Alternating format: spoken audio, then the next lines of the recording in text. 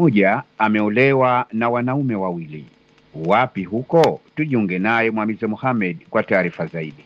Katika hali isiyokuwa ya kawaida, mwanamke mmoja inasemekana ameolewa na wanaume wawili katika kijiji cha Nyali Mtambwe, wilaya ya Wete Pemba. Kutokana na hali hiyo, kumezuka mgogoro mkubwa kutoka kwa familia ya mume mpya wa sasa, hasa wazazi wa kijana huyo wakidai kuwa mtoto wao ameozeshwa kinyemela kutoka kwa wazazi wa mwanamke. Kufuatia kadhia hiyo, Mawio imezungumza na mama na baba mzazi wa mume wa sasa na kueleza kuwa ndoa hii sijui tasibu iliyofanyika ni kujasikia tu. Mimi unamtafuta mwanangu asubuhi saa 12 kwa sababu fulani kufunga ng'ombe bondeni, huyu hayupo leo, amesafiri, yuko Unguja, kaondoka naye mwanamke wanawake Unguja kule, kufanyika kazi kwa kwanza, kwa pesa watu wakafanya harusi yao, wakaja zao nyumbani.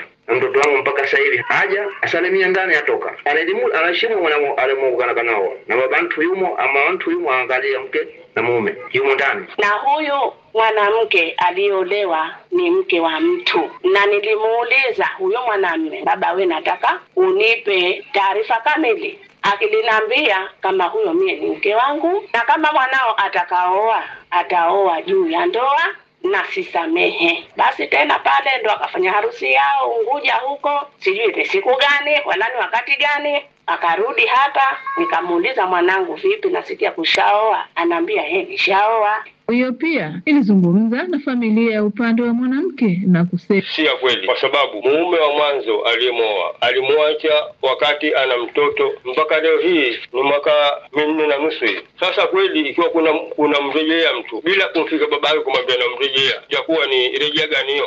Rejea migombani. Kwa hivyo rejea migombani haitambuliki. Alimrejea mwanangu alikuwa ajanifike mie na babake ili nielewe kwamba mwanangu kasharejewa, tukafanya mwafaka katika mke wake. Kwa upande wa mke mwenyewe, je, anasemaje? Hizo taarifa si za ukweli na sijaolewa ni wanaume wawili. Niliolewa ni Ali Muhammad Ali. Baada ya kuniacha, shahidi wangu ni mama na babangu Hamadi Hamadi. Aliniacha ikiwa na mtoto wangu mdogo Hamadi Ali Muhammad ana wiki moja tokea nijifungue. Kwa hiyo huu ni mwaka wa 4 na miezi kadhaa. Haya, tangu kama ni mke au kama sikuachika, mwanamke anaruhusika kukaa kwa akiwa ni mke wa mtu miaka yote hiyo. Kwa maana hiyo hizo shutuma si za ukweli, hayo mambo ni ya uongo. Aidha, mume wa zamani anayedaiwa kuwa ni mke wake mwanamke huyo ameeleza, baada ya kumwacha talaka moja nikakaa siku ya kwanza, ya pili, siku ya tatu nikanirejea. Baada ya kumrejea akakaa na kila nikituma nauli arudi harudi. Kila yeye akajitangaza kwamba yeye ni mjane, akazaa mtoto mwingine wa kwake ambapo kwa mimi naye wa kwetu kashamwachia. Nauliza kama ni mke wa mtu, basi ni mke wangu na kanaolewa ndani ya ndoa. Mimi ninapojua ni mke wangu, sheria irejea haina hiari na ikiwa wao wazee wanakataa kama wao si mke wangu, wanipe uthibitisho wa cheti cha talaka na ushahidi uko wapi wa talaka. Kufuatia kadhia hiyo, Mawio imezungumza na mmoja wa makadhi wa mkoa wa Kaskazini Pemba ili kutaka kujua ni upande gani wenye uhalali wa ndoa katika vuta ni kuvute pande hizo mbili.